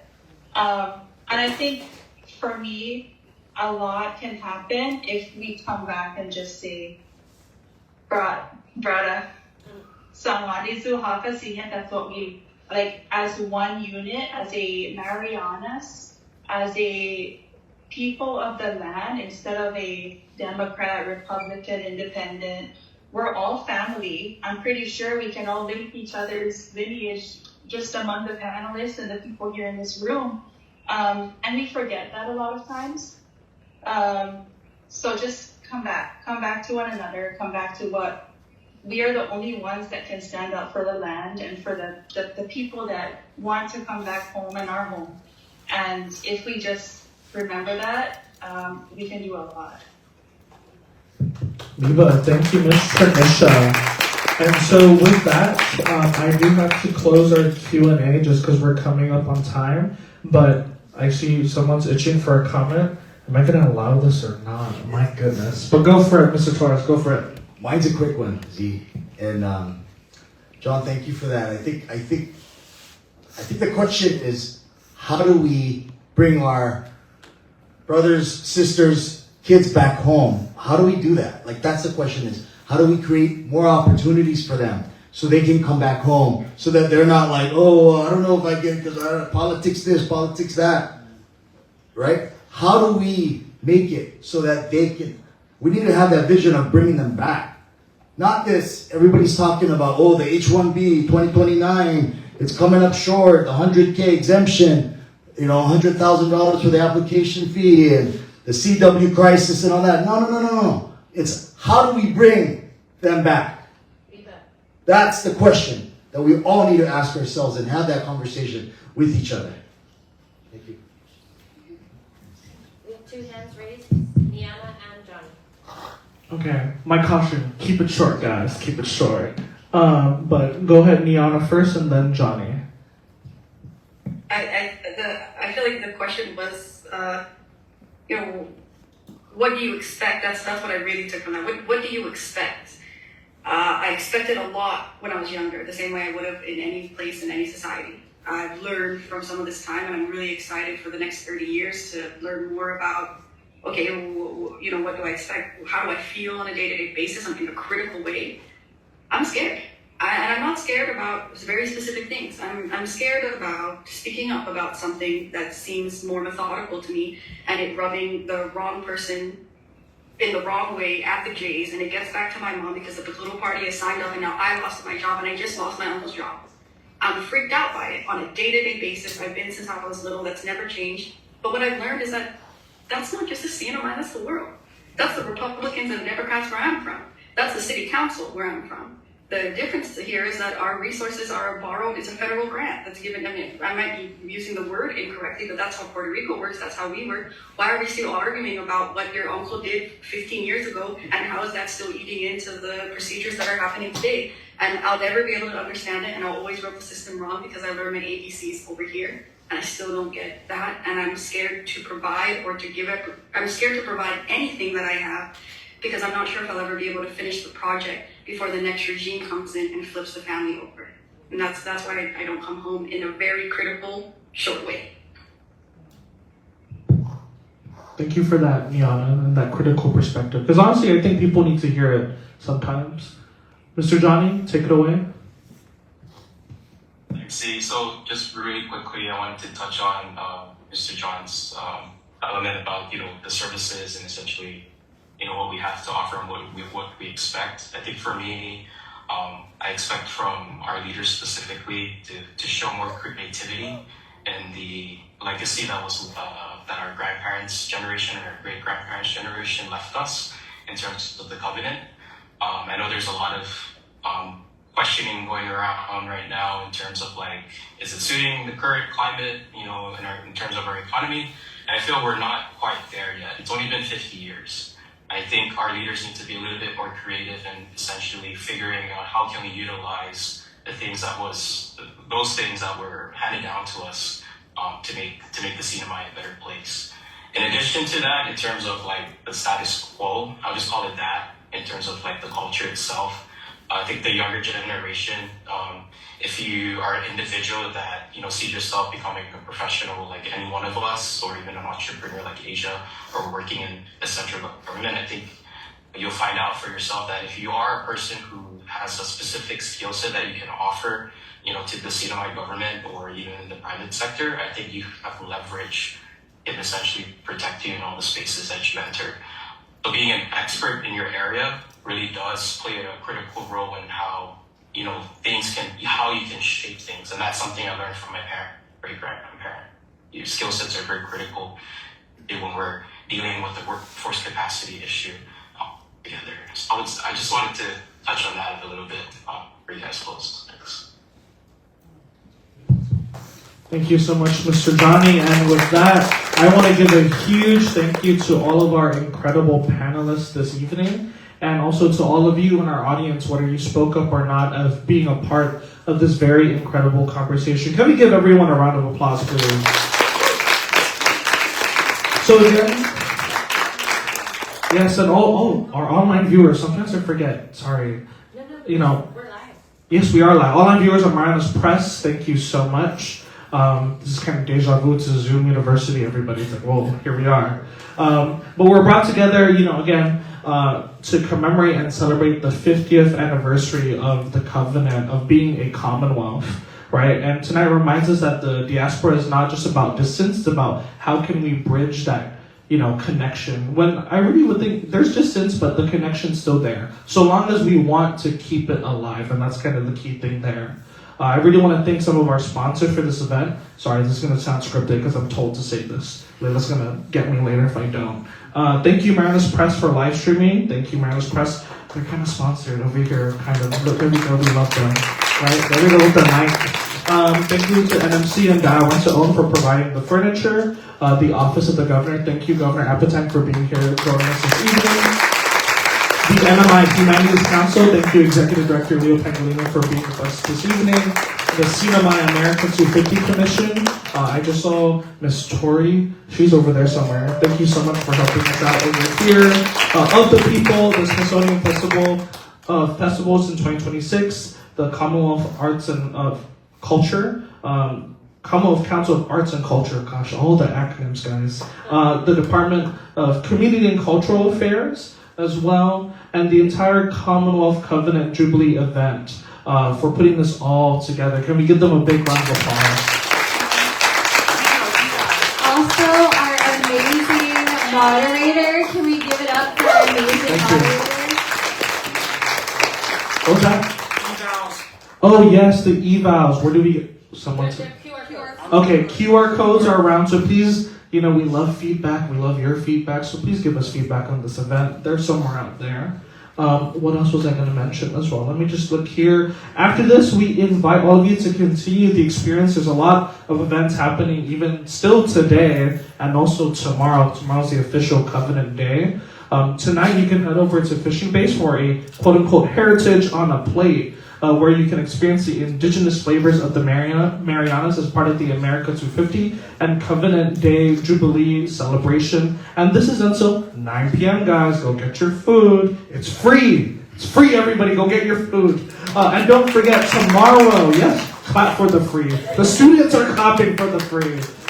And tomorrow, March 24, from 9 to 11, in this theater, you can join us for a short documentary screening with a panel called 50 Years of the Covenant, Promise, Progress, and Perspective. PPP, there we go. And after that, we'll be followed by a Covenant historical exhibit at Crown Plaza from 11 to 8 p.m. And there'll be real historical documents displayed amongst the exhibits.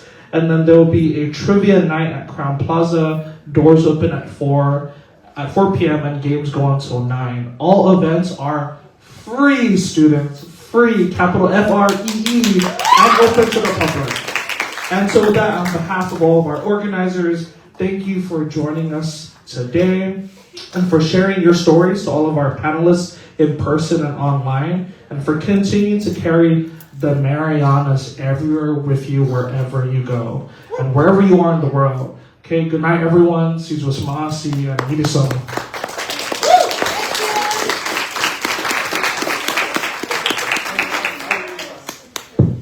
Hey, wow, everyone's still sitting down. You want to stay for some more? Just kidding, guys. Thank you. You guys have a good night.